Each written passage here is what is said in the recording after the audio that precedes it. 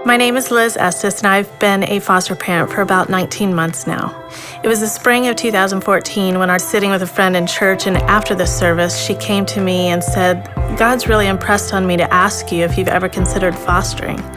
I told her that actually I had considered it in years past, but had just never thought it was an option for me. I don't even know if they let single people be licensed as foster parents, or do I have the financial resources that are necessary?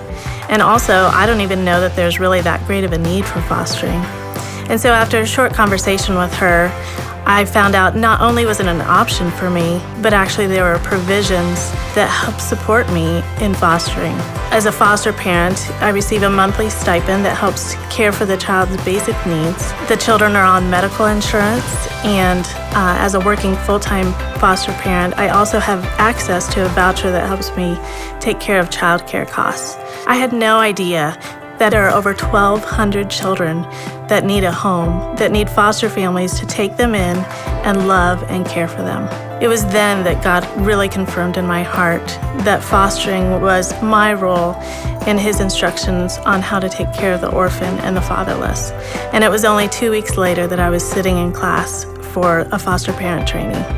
I often find myself talking to others about the opportunity of fostering, and I hear all the time, "I would get too attached," or "I would hate to say goodbye," or "Isn't it really difficult to work with the state? And the system seems so confusing."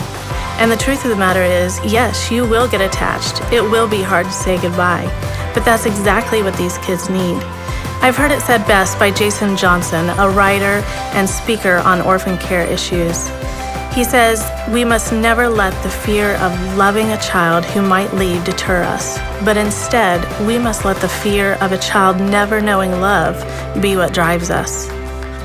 As for working with the state, your foster care licensing agencies, places like 4Kids of South Florida and Place of Hope, they are there to be liaisons between you and the state and the biological families. So they are there to support you and answer questions all along the way.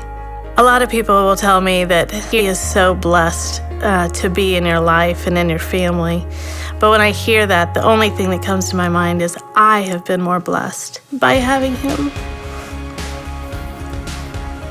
He's just been a huge spout of joy and just blessing in my life and the life of my family.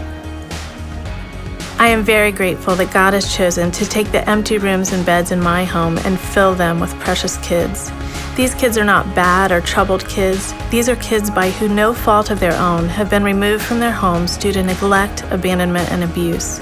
These kids need to hear and know that Jesus loves them and He has a plan for their lives.